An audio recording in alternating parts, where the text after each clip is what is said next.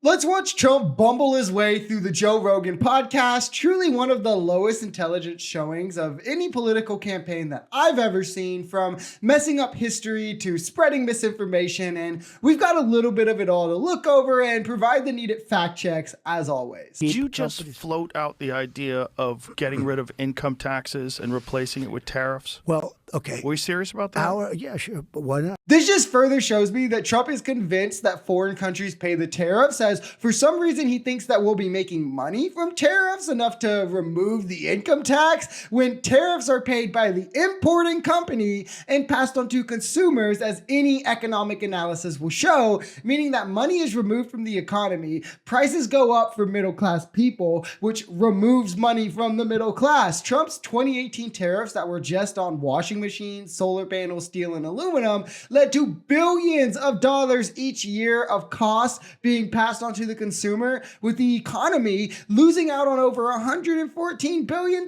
Now, imagine extrapolating this tariff on four things that cost billions for consumers and hundreds of billions for the economy, extrapolating that to a blanket tariff on all goods that we import, which in comparative estimates to past tariffs effects would cost an increase of almost $4,000 a year onto families, with again hundreds of billions of dollars lost from the economy. And we shouldn't do away with the income tax to only further lose money from our economy, not have it replaced. Multiple things would be massively underfunded within years because of this, as income tax funds infrastructure, public transportation, and disaster relief. You know, the disaster relief that Republicans are currently pretending isn't enough would only be further stripped away under this kind of proposal, and any small gain that you would save from the income tax, which again would disproportionately help the wealthy and high earners as they make more income, so would be getting more back, it would be offset by the massive price increases that you would pay at the store. We could go into this stuff. We could go into the ballots, or we could go into the overall.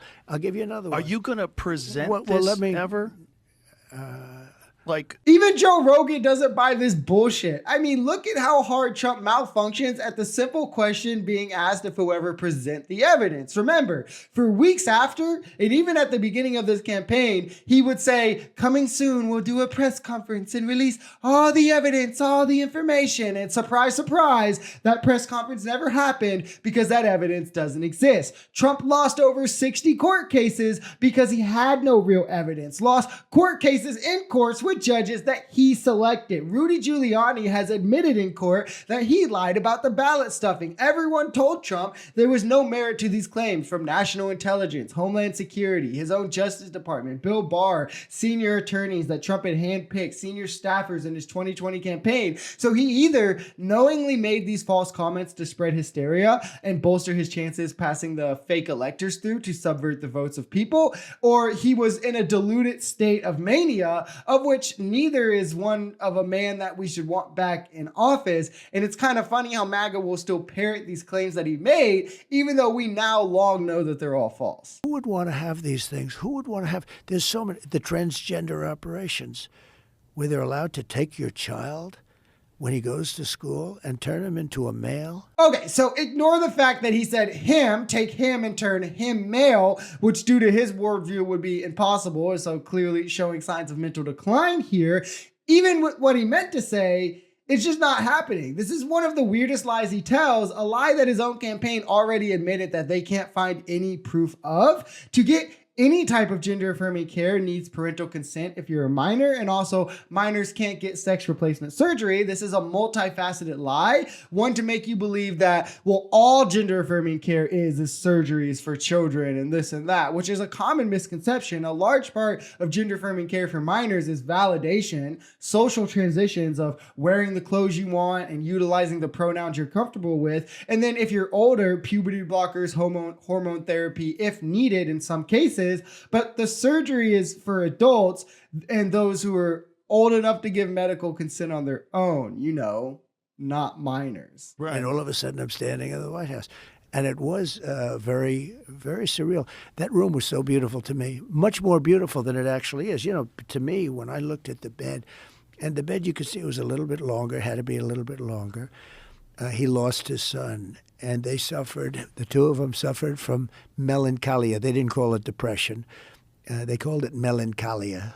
and they suffered from it. He was a very depressed guy, and she was a very depressed woman, more so than him.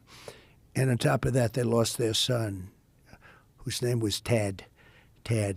And it was just seeing it in the little pictures, a little tiny picture. I mean, you can't see the details there. Little tiny, everything the way it was. A little tiny picture of Tad, who he lost, and it was devastating.